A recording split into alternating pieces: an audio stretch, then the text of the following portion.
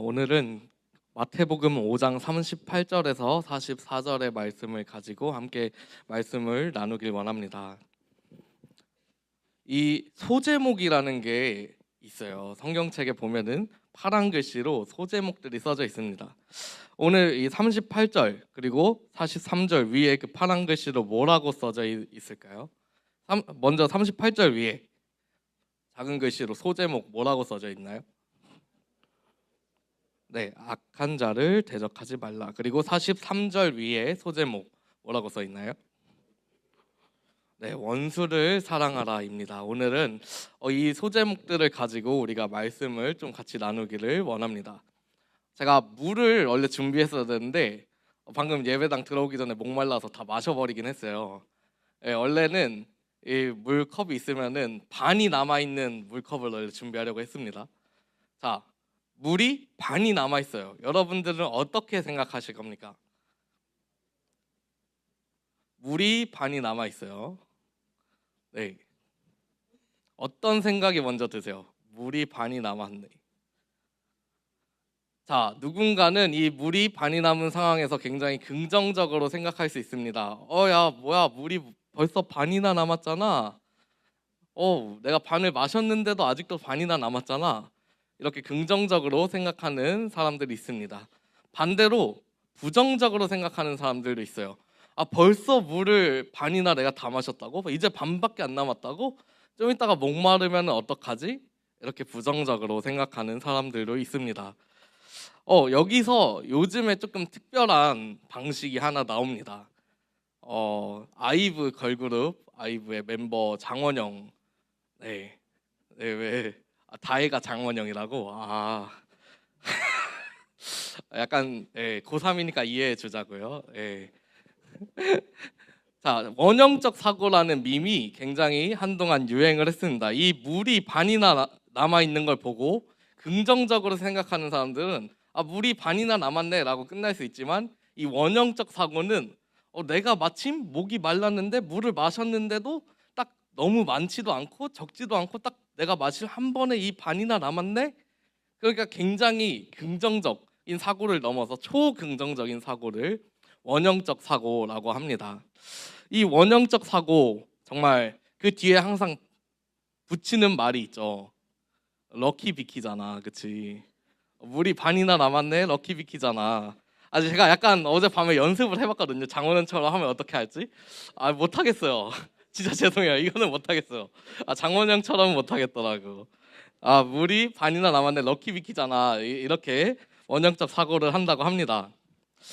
이 원형적 사고라는 밈이 굉장히 유행을 많이 하면서 이제 여러 개 나오죠. 저기 럭키 비키니 시티잖아, 막 이런 것처럼 막 우리 중딩들 하는 건데 이런 거 많이 나옵니다. 이 긍정적인 사고를 넘어서 초긍정적인 사고를 하는 게 굉장히 많은데, 오늘 제가 준비한 사진이 있어요. 제가 준비한 사진을 보고도 우리가 정말 이 긍정적인 마인드로 가지고 정말 그 상황을 풀어나갈 수 있는지 제가 궁금해서 그 사진을 한번 준비해봤습니다. 좀 있으면 이제 명절이죠. 명절에 누가 오나요? 친척들이 집에 찾아옵니다. 저희가 가기도 하고 저희 집에 친척들이 오기도 하죠. 자, 첫 번째 사진 혹시 먼저 보여주시겠습니까? 엄청난 사진이에요. 자, 이 사진을 보고 어떻게 긍정적으로 사고를 할 수 있을까요? 이걸 어떻게 럭키비키 할 수 있어? 아무리 생각해도 안 돼요. 이미 저 친척 아이들 손에 막 몇십만 원짜리 피규어가 딱 들려있는 순간부터 이거는 그냥 완전 절망이죠. 완전 큰일입니다. 자, 두 번째 사진입니다. 두 번째 사진 보여주세요. 네, 이게 토익 시험지인데 다 틀리셨어요. 누구라고는 말은 안 하겠습니다. 제 지인 중에 토익 준비하는 친구가 있어가지고 풀어본 문제인데 다 틀리셨어요. 딱 선생님들께 여쭤볼게요. 내 자녀가 이런 시험지를 들고 왔다. 어떻게 긍정적으로 생각하실 수 있으시겠습니까? 내 자녀가 무려 한 문제나 맞췄네. 이거 완전 럭키 비키니잖아. 이거 되나요? 그런 사고가 절대 안 되죠. 너무 어려워요. 맞습니다. 그런 원형적 사고가 나오는 게 어려운 상황들이 우리 삶 가운데 간혹가다 있습니다. 이제 사진 내려주시면 되겠습니다.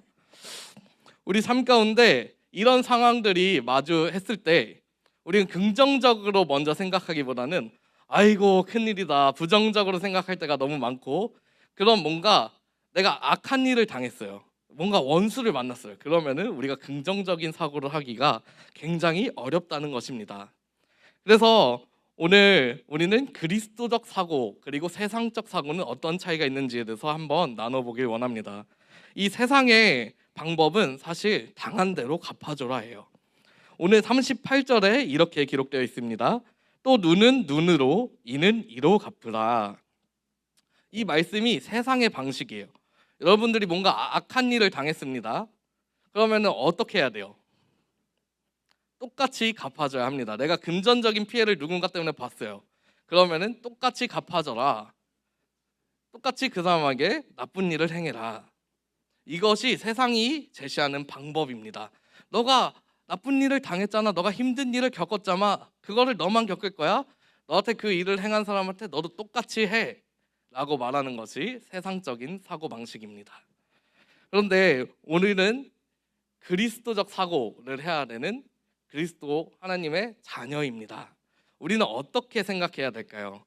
근데 오늘 성경에서는 이렇게 말합니다. 누군가가 내 왼뺨을 치면은 오른편도 같이 돌려대라. 여러분 가능하시겠습니까?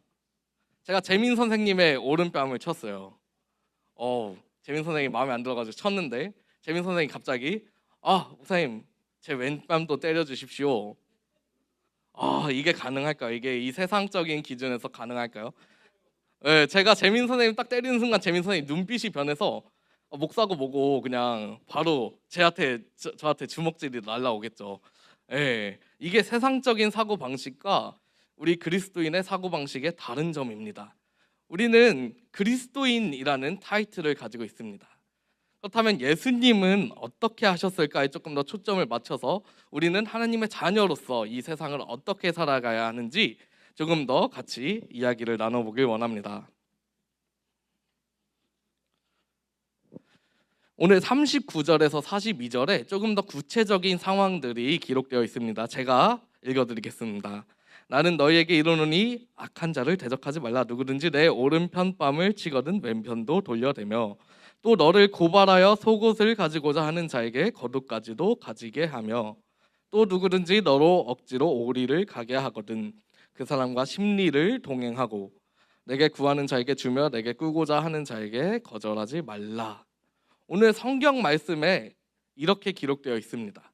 사실 세상적인 방법으로는 너가 눈에는 눈, 이에는 이 이렇게 당한 대로 갚아라고 말하고 있지만 오늘 이 성경에서 예수님이 말씀하시는 부분은 이 세상의 기준과는 많이 다릅니다. 오른편을 맞으면은 왼편도 맞으십시오. 그리고 고발하는 자에게 속옷을 가지고자 하는 자에게 겉옷까지도 주십시오. 딱 이 구절만 봤을 때 어떤 느낌이 드십니까? 완전 손해보는 삶입니다. 누군가 나의 것을 뺏어가요. 하나만 뺏어가는데 그 사람이 하나만 뺏어가지 않고 이것도 가져가세요 하면서 내 스스로 그 사람에게 더 다른 것을 내어주는 것입니다. 굉장히 손해보는 삶을 이 성경에서 특히 예수님이 이러한 말씀을 하고 계십니다. 왜 예수님이 도대체 이렇게 얘기를 하셨을까요? 도대체 왜 예수님은 하나님을 따르는 자녀들에게 손해보는 삶을 살라고 이렇게 얘기하고 계십니까? 사회에서는 이대로 하면은 매장당합니다. 쟤 좀 모자른 사람인가 봐. 쟤 좀 이상한가 봐. 내가 제 돈을 털었는데 갑자기 주머니 뒤지더니 돈을 더 꺼내서 줘. 쟤 진짜 이상해. 세상 사람들의 기준에서는 굉장히 이상한 이야기입니다. 말도 안 되는 일입니다. 이것까지는 할 수 있다고 칩시다. 여기서 더 어려운 거를 다음 구절에 이야기하고 있습니다. 또 내 이웃을 사랑하고 내 원수를 미워하라 하였다는 것을 너희가 들었으나 이것이 세상의 기준이죠. 자, 이웃을 사랑해야 하고 원수는 배척해야 합니다. 미워해야 하는 게 이 세상의 이치입니다. 원수를 사랑하는 것은 너무 어렵습니다. 그런데 44절에 이렇게 기록되어 있습니다. 나는 너에게 이르노니 너희 원수를 사랑하며 너희를 박해하는 자를 위하여 기도하라. 이것이 성경적인 기준입니다. 원수를 사랑하라라고 말하고 있습니다. 누군가 나를 괴롭게 하는 사람이 있는데 그 사람을 사랑하고 용서하래요. 정말 어려운 기준입니다. 오늘 예수님이 제시하는 이 기준은, 이 그리스도적 사고는 우리에게 너무나 어렵습니다. 이 세상의 가치대로, 세상의 기준대로 살아가는 것이 어쩌면 사람들이 욕하지 않는 정말 정상적인 방법처럼 보입니다. 오히려 이 그리스도인처럼 살아가는 방법은 무식해 보이고 답답해 보입니다. 그런데 이 그리스도적 사고, 우리가 이렇게 살아가야 하는 이유, 그 이유는 오늘 본문 이후에 기록되어 있습니다. 이후의 말씀 읽어드리겠습니다. 45절의 말씀에 이렇게 기록되어 있습니다. 이같이 한즉 하늘에 계신 너희 아버지의 아들이 되리니 이는 하나님이 그 해를 악인과 선인에게 비추시며 비를 의로운 자와 불의한 자에게 내려주심이라.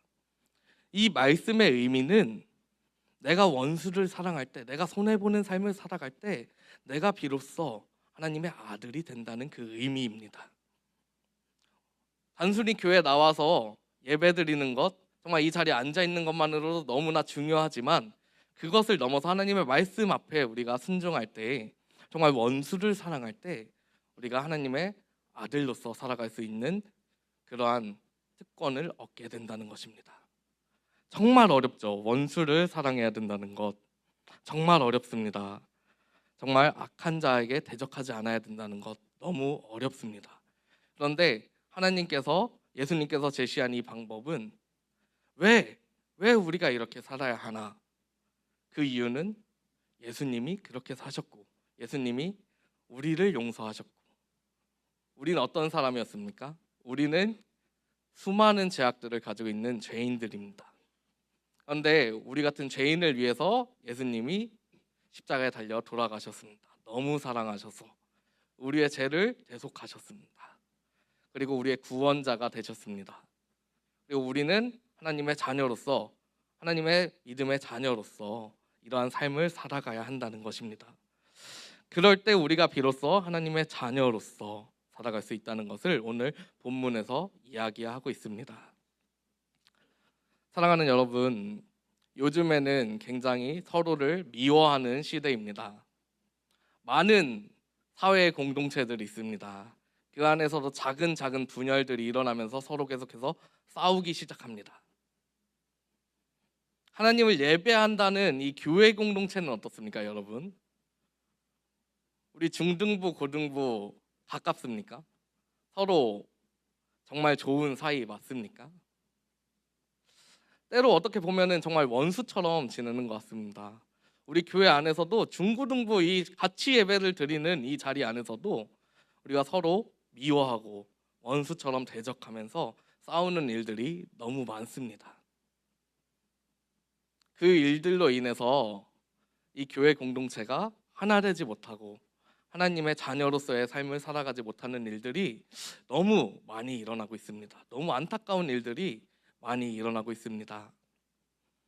이 서로 싸우는, 서로 미워하는, 서로 원수가 되는 이 시대에 하나님은 우리를 사랑하셔서 하나님의 자녀로 부르셨습니다. 우리를 하나의 공동체로 부르셨습니다. 그렇다면 우리는 어떻게 반응해야 할까요? 오늘 말씀에 나온 대로, 하나님의 말씀대로 원수를 사랑해야 합니다. 원수가 잘못한 그 일을 용서해야 합니다. 사랑하는 성도 여러분, 우리 학생 여러분, 이 자리 가운데 나온 우리 공동체 여러분, 정말 누군가를 용서하지 못하고 있으십니까? 누군가 나에게 원수가 되어서 그 원수에게 복수할 기회를 찾고 있으십니까? 그렇다면 오늘 같이 회개함으로 나가기 원합니다. 하나님의 말씀에 귀 기울여서 이제는 그 우리의 잘못을 내려놓고 우리가 그 원수를 사랑할 수 있는 마음을 달라고 하나님 앞에 함께 기도함으로 나가기 원합니다. 그것이 오늘 하나님 이 말씀에서 말하고 있는, 예수님이 말하시는 중점 사항입니다. 너네가 하나님의 자녀로 살아가기 위해서는 원수를 사랑해야 돼. 라고 이렇게 말씀하고 있다는 것입니다.